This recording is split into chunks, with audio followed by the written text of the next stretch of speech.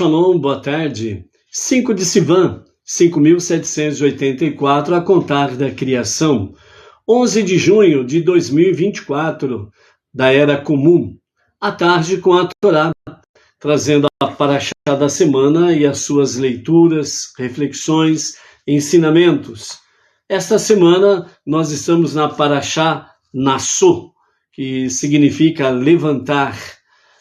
Nassô traz para nós reflexões sobre compromissos e responsabilidades no nosso serviço diário a Hashem.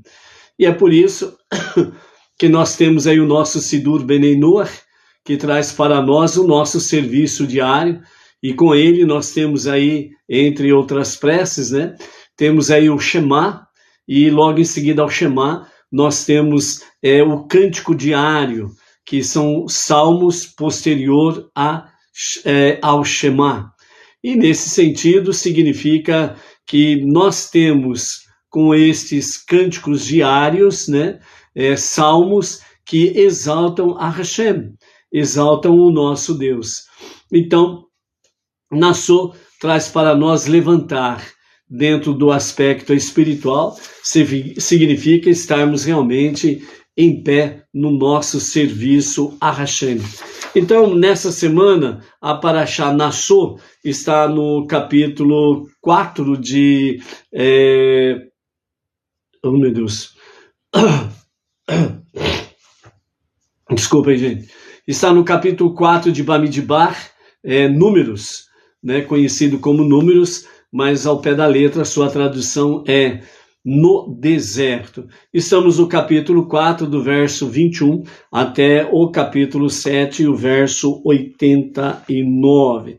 Nós temos essa semana 176 versículos, e com ele nós temos então, ao completarmos a semana da nossa Parashá, dentro do ciclo 5.784, nós estaremos completando 3.933 versículos estudados nesta novo ciclo. A introdução para a nossa Parashá Nassô, que significa levanta, ela sempre é lida no Shabat adjacente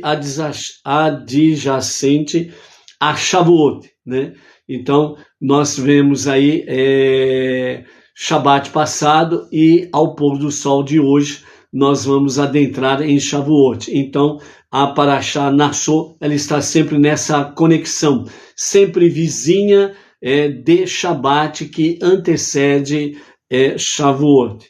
Exatamente fortalecendo a questão da outorga da Torá.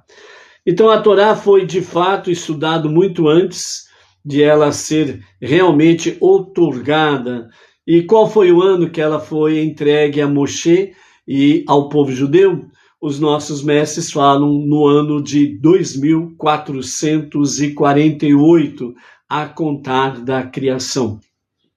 Então, os nossos sábios revelaram que os patriarcas eram fluentes na Torá, e mesmo antes disso, Shem, filho de Noach, dirigiu uma academia de Torá, conhecido como Yeshivá.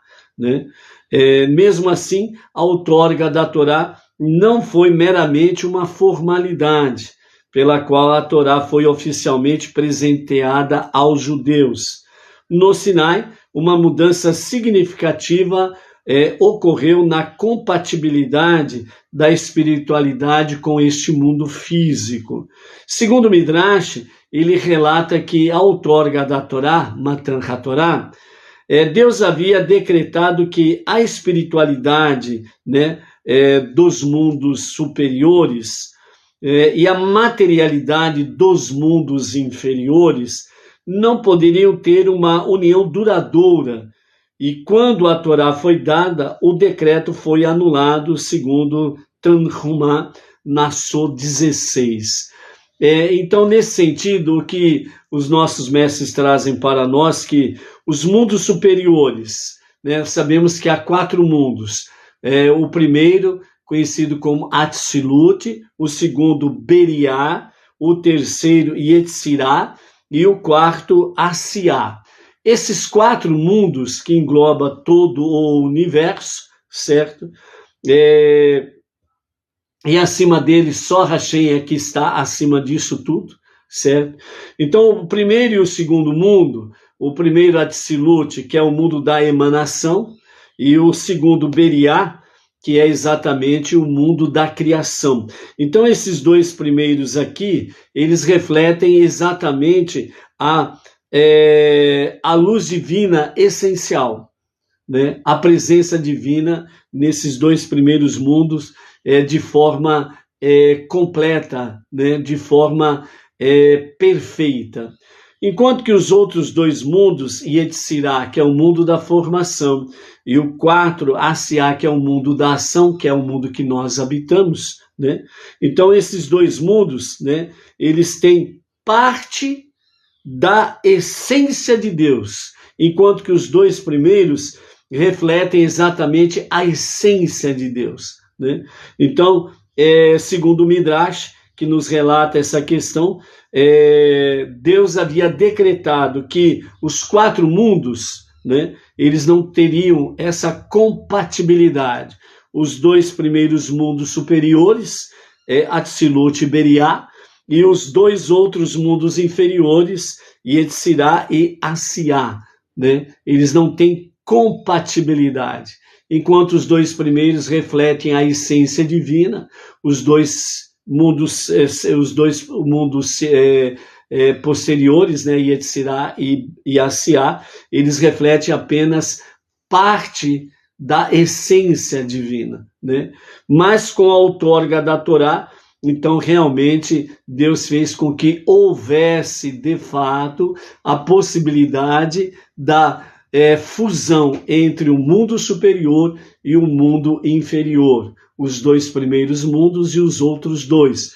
Então no Monte Sinai, então os 2 mundos inferiores se elevam e os mundos superiores eles descem, é o céu descendo para a terra, e aí forma uma fusão.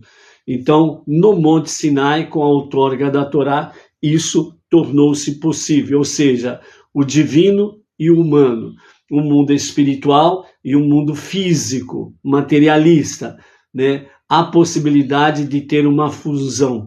Nesse sentido, o ser humano, o homem andando com Deus, Deus andando com o ser humano, né? E dentro desse aspecto aí, né, consequentemente, quando estudamos a Torá, agora, depois da outorga da Torá, nós não ficamos meramente mais educados e não ganhamos simplesmente mais conhecimentos. Muito mais do que isso e muito mais importante do que isso, nosso ser físico se torna infundido, fortificado e elevado pela espiritualidade da Torá. Para enfatizar essa questão, a nossa Parashá, né, Nassô, traz para nós exatamente a época em Shavuot, né, de Shavuot, onde realmente o significado literal de Nassô, levante, né, indicando como a Torá realmente eleva a nossa existência física a um plano superior.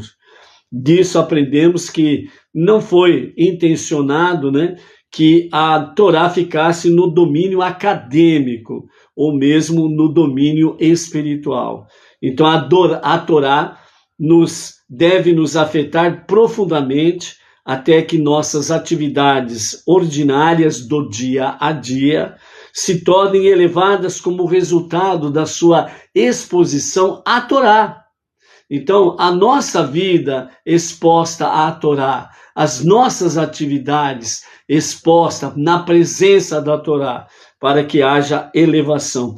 Dessa forma, nós, cumprindo os mandamentos divinos, nós estamos, então, fazendo com que os mundos superiores desçam, o céu descendo para a terra, e os mundos inferiores sejam elevados. Então, é o divino e o humano, né, se encontrando, havendo uma fusão, certo? Nesse mesmo sentido, é o mundo espiritual e o mundo físico o mundo espiritual descendo, o mundo físico se elevando, se encontram e fazem uma fusão. E nesse sentido, então, realmente há harmonia entre os mundos espirituais superiores e os mundos inferiores, né, da fisicalidade, né, dos mundos inferiores.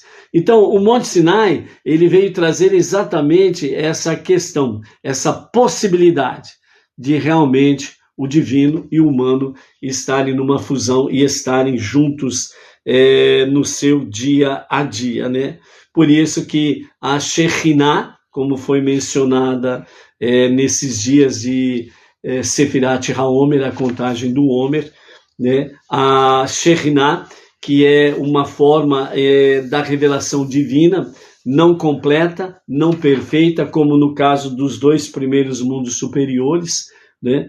Mas a emanação, a presença divina, através das 10 Sefirot, né? Das 10 emanações, trazendo realmente filtros para que este mundo inferior e tudo que nele há possa realmente suportar a presença divina de tal forma em que nós realmente possamos experimentar da Shekhinah, da presença divina, e não sermos consumidos pela presença divina, ok? Por isso a redenção final com Mashiach, ela é importante para que nós possamos, de fato, estarmos aí aprimorando essa fusão entre o divino e o humano, ok? Nós temos aí, né, no capítulo 4 de Bamidbar, né, de Números, onde nos fala sobre os deveres dos descendentes de Gershon, né? E aí nós vamos até do versículo primeiro até o versículo 28, nós temos aí, né, versículo 21 ao versículo 28, nós temos exatamente essa questão dos deveres dos descendentes de Gershon. Então, vamos entender realmente os deveres dos descendentes de Gershon.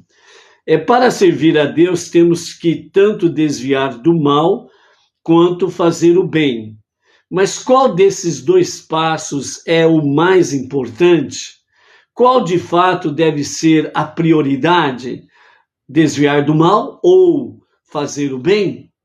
Então, a sequência realmente das questões, né, de Kehat e Gershon na Torá nos dá resposta a essas perguntas.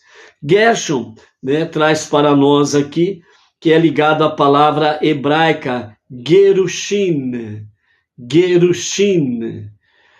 que significa divórcio, aludindo ao processo de se afastar e se divorciar do mal.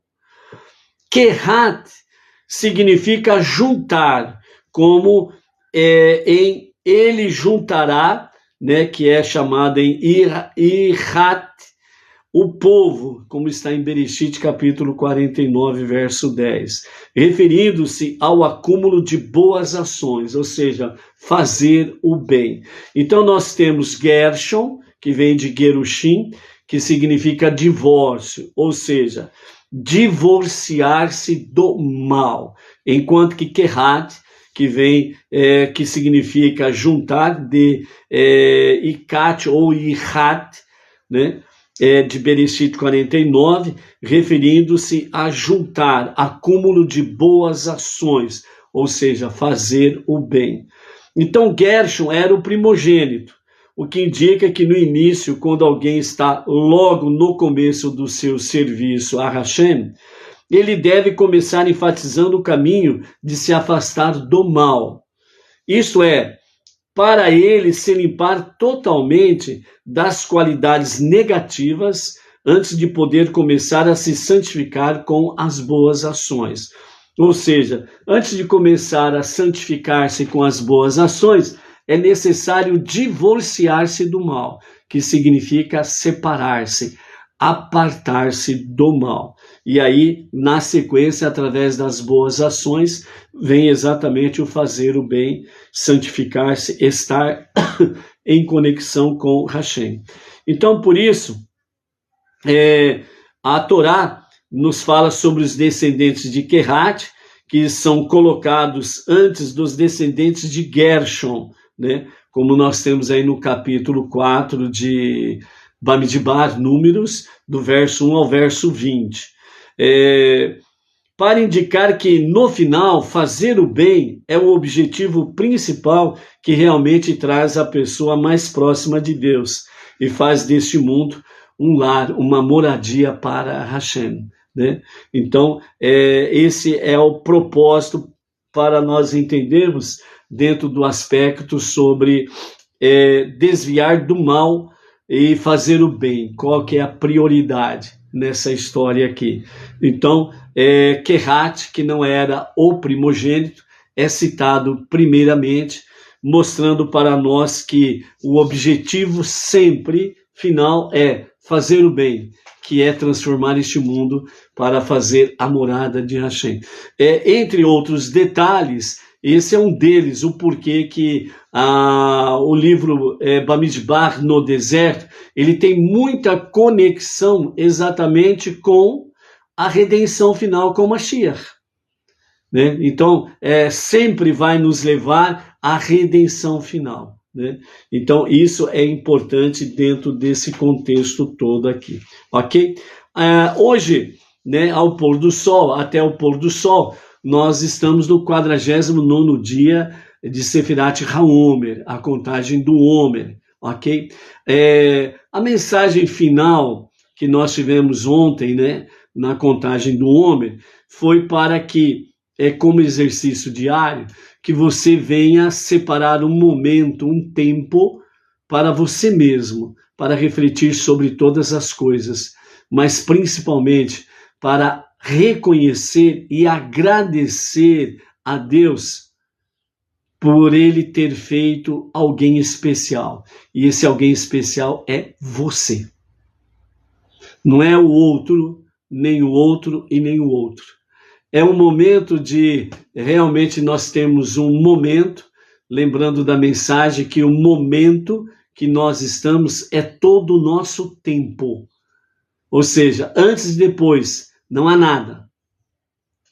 Este momento é todo o nosso tempo. Por quê? Porque é nesse momento em que é todo o nosso tempo para que nós venhamos definir o que somos. Isto é importante, por quê? Porque o passado já não existe mais, você não tem como voltar ao passado. O futuro não te pertence, porque só Hashem conhece o futuro. Então este momento é todo o tempo que nós temos. E é todo esse tempo que nós temos entre essa questão dos 49 dias de Homer, nós podemos realmente chegar e agradecer a Hashem e reconhecer que Ele me fez especial e que eu sou especial para Ele. Isto é um exame introspectivo individual. Por quê? Porque é importante que cada um de nós sintamos essa realidade. Eu sou especial. Ele me fez especial. Para que nós possamos realmente adentrarmos em Shavuot, né, na festividade de Shavuot, realmente com, vamos dizer assim, com uma nova visão espiritual retificada das nossas vidas. A nossa visão passada, ela já não nos pertence mais. Mas agora nós estarmos realmente no 49º dia, já estamos a poucas horas do pôr do sol e vamos adentrar em Shavuot. Então nós precisamos realmente reconhecer e agradecer essa dádiva. Ele me fez especial. Eu sou especial para Hashem. Para que nós possamos encarar Shavuot com uma nova visão, uma visão espiritual retificada, né? Lembrando que Shavuot, né, é exatamente a partida do povo judeu do Egito, né? e que se dirigiram, né, durante 50 dias ao Monte Sinai. Né? Durante 49 dias foram o ciclo para eles chegarem no Monte Sinai. E no 50º dia, né, realmente houve a outorga da Torá. Então, no dia 6 de Sivan, foi o 50º dia, foi onde veio a outorga da Torá. Né? Mais de 3 milhões de judeus e mais alguns milhares de misturas de povos viram realmente a revelação divina no Monte Sinai. Então, o Shavuot, ele é considerado como Yom Tov, né? um dia, um novo dia, um bom dia, né? Mais importante, é uma celebração da entrega da Torá no Sinai. A Torá dá 2 conjuntos de instruções, as 2 tábuas, né? Para que nós celebremos realmente Shavuot. A primeira, ela a Torá nos dá 2 conjuntos de instruções sobre quando celebrá-lo, né? Então, a primeira é observar os 50 dias depois de Pêssar, relacionando aos esforços da pessoa para se preparar como recipiente para receber a Torá. A outra parte é observá-lo realmente no dia 6 de Sivan. Então, ao pôr do sol de hoje, até o pôr do sol de amanhã, nós estaremos no dia 6 de Sivan, né? Que é um mandato realmente da própria Torá, relacionando a entrega da Torá pelo Eterno, né, a Moshe. E isso define exatamente o que? A relação do ser humano com Deus, a relação entre Deus e o ser humano, né? E a Torá é esta revelação que Deus dá para ter essa conexão, o divino e o humano, certo? Não esquecendo que dentro das Aseret Hadibrot, os 10 ditos de Hashem, as 2 tábuas, né, que foram escritas com 620 letras hebraicas, ali também está constituído, né, a aliança judaica e a aliança noética. Então, os não-judeus, os Benei Noah, não estavam fora do Monte Sinai. Muito pelo contrário, estavam bem presentes no Monte Sinai. Ok?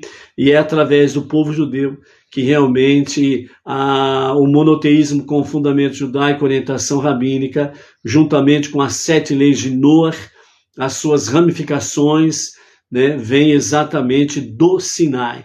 Foi outorgada por Deus a Moshe ao povo judeu e através do povo judeu às nações, né? Então, esse é algo que nós não podemos esquecer em hipótese nenhuma, né? A entrega da Torá, né, ela de fato, ela provocou uma mudança fundamental na forma do universo operar. Até então, segundo os nossos mestres, né, o efeito de cumprir uma mitzvah, um preceito, um mandamento, ele era temporário, com a espiritualidade e a fisicalidade se separando mais uma vez quando a mitzvah foi completada. No entanto, uma vez que a Torá foi revelada no Monte Sinai, então agora nós temos o quê?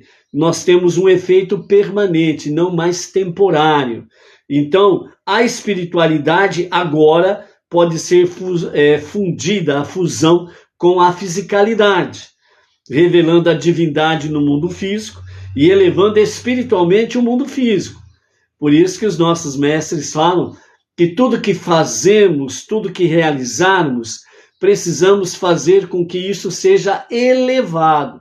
Por isso, a Teshuvá, o retorno a Deus para um verdadeiro e genuíno arrependimento, precisa ser elevado, né? As preces diárias, Tefilot, né? O nosso serviço diário a Hashem precisa ser elevado. O estudo da Torá, o estudo das 7 leis de Noah e as suas ramificações precisa ter elevação espiritual. A tzedakah, ofertas, doações, dízimos, etc. e tal, né? Heranças também, né? Abrindo um parênteses aí, né? Às vezes tem gente que tem herança e não tem para onde mandar, para onde ficar, e acaba ficando aí para o Estado, né? Então, se tem alguém dentro desse sentido, dentro dos não-judeus, né, os Bnei Noach, então não desperdice essa dádiva, certo? Realmente separe aí no seu testamento aí, né? Escolha uma comunidade Bnei Noach, escolha uma sinagoga Bnei Noach e faça a sua doação já em vida, né? Obviamente, para que seja tomado posse aí posterior, né, ao passamento da pessoa. Mas não deixe para o Estado. Né? É uma coisa que nós precisamos saber elevar essa fisicalidade, né, de forma espiritual. Agora, você imagine, né, pessoas que têm heranças e não tem para quem deixar, e acaba deixando para o Estado, ao desperdício. Não precisamos nem falar o motivo, não é verdade? O do desperdício, né? Enquanto que, de fato, toda oferta, toda doação, toda herança, todo dízimo, né, empregado, né, na comunidade Bnei Noach, na sinagoga Bnei Noach, é uma elevação espiritual muito grande que você faz. E você tem diante de Hashem grandes méritos que você desfruta aqui e agora, e muito mais ainda nos dias da redenção final com o Mashiach e no Olam Rabá, no mundo vindouro, a vida eterna. Entendeu? Então, esses são aspectos realmente que a espiritualidade agora fundida, fusão com a fisicalidade, então é o céu descendo para a terra e a terra sendo elevado em todas as nossas ações. E nós precisamos ter a devida sabedoria, né, temor e amor para com Hashem e a sua causa, e estarmos sempre conectados com as causas nobres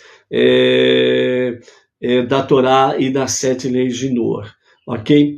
Por causa dessa nova permanência, então, né, das mitzvot, que agora não é mais temporária, depois do Monte Sinai, ela se torna permanente, podemos cumprir a nossa missão divina aqui neste mundo, somando os nossos esforços aos das gerações anteriores, para ajudar a revelar Deus por meio da sua criação. Então, Shavuot tem uma conexão direta com a redenção final. Deus se revelou apenas por um momento no Monte Sinai, quando deu a Torá num prenúncio de que, do que está por vir e permanecer permanentemente nos dias de Mashiach, conhecido como a Era Messiânica. Então, a presença divina manifestando-se visivelmente e permeando toda a criação como resultado dos nossos esforços cumulativos ao longo da história no cumprimento do mandado divino das alianças judaica e noética. Nesse esforço cumulativo, o que os nossos mestres querem trazer para nós é que, para os Bnei Israel, tudo que foi feito no passado se torna cumulativo para eles no presente, e as bênçãos são cada vez melhores e maiores. Dentro da mesma questão noética, certo? É o mesmo efeito desde Adão, Noach, até a presente data. Lembrando que Noach, Adão e Noach, começou com eles a questão noética, né? Depois nós temos Abraham, Isaac e Jacob, que também eram Bnei Noach.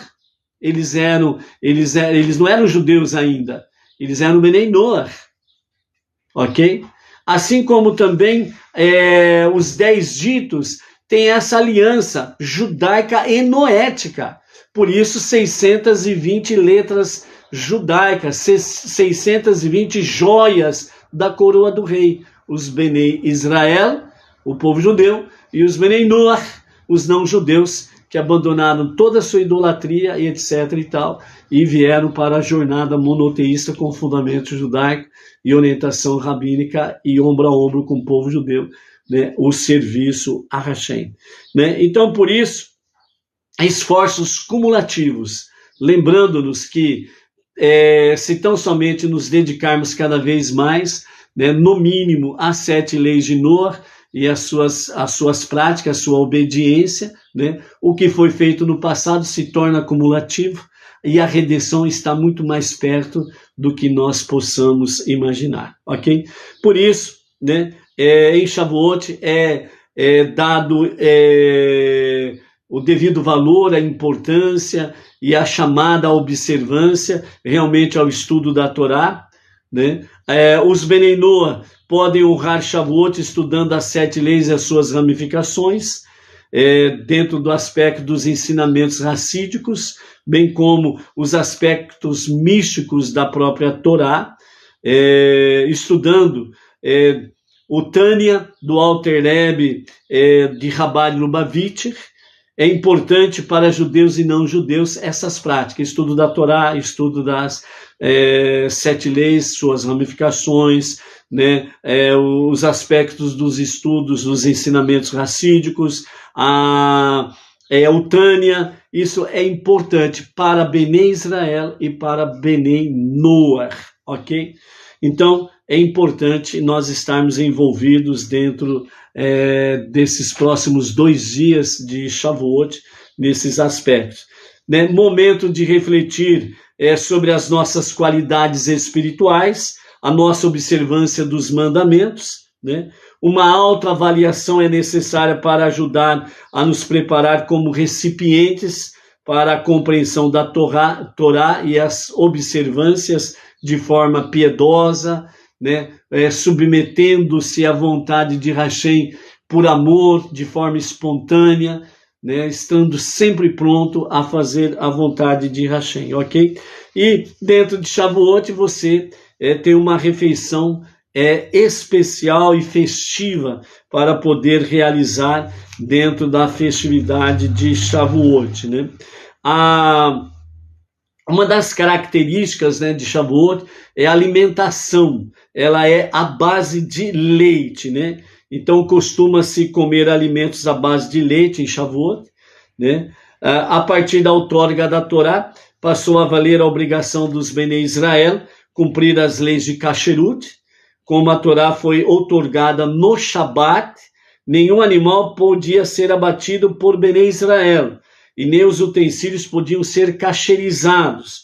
Portanto, nesse dia, come-se laticínios, principalmente, né? Então, a refeição festiva, ela é a base de leite, né? Então, muito leite dentro desse aspecto aí. O motivo que a Torá é comparada ao leite, ela diz, né? A palavra hebraica para leite é halav, que tem um valor numérico de 40, de número 40, né? Tem um valor numérico a palavra halav. 40 é o número de dias que Moshe passou no Monte Sinai, recebendo de Hashem a outorga da Torá, recebendo diretamente de Deus, né, a Torá, ok? Se enfeita, né? Pode-se enfeitar as casas com flores, né, frutos, folhagens, etc. e tal, né? Pode-se enfeitar as localidades, as comunidades, Benei Noah, sinagogas Benei Noah, os lares, etc. e tal, né? E juntamente com as reflexões que se faz nesse dia de Shavuot, é exatamente a leitura do livro de Ruth, lembrando que Ruth era uma Bat Noah, e depois ela teve a sua conversão ao judaísmo, literalmente falando, né?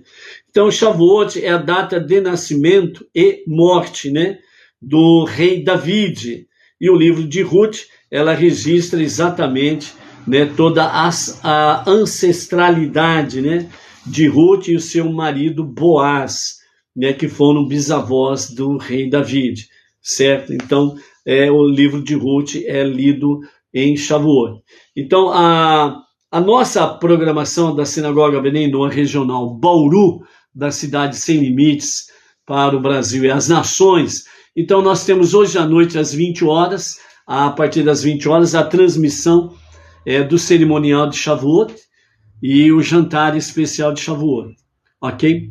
E amanhã, na parte da manhã, a partir das 9h30 da manhã, né, por esse mesmo canal, nós estaremos trazendo Shacharit, né, o serviço da manhã, e a leitura do livro de Ruth, ok? Então, o livro de Ruth se faz durante o dia, né? Principalmente no serviço de Shacharit. Então, amanhã nós estaremos transmitindo ao vivo e a cores, a partir das 9h30 da manhã, o Shacharit, o serviço da manhã, mais a leitura do livro de Ruth, ok? Baruch Hashem. Hoje, nós temos aí o acendimento das luzes especiais de Yom Tov, né? O dia especial de Shavuot. Então, hoje, a partir às 17h07, então, é o acendimento especial das luzes de Yom Tov, de Shavuot, ok?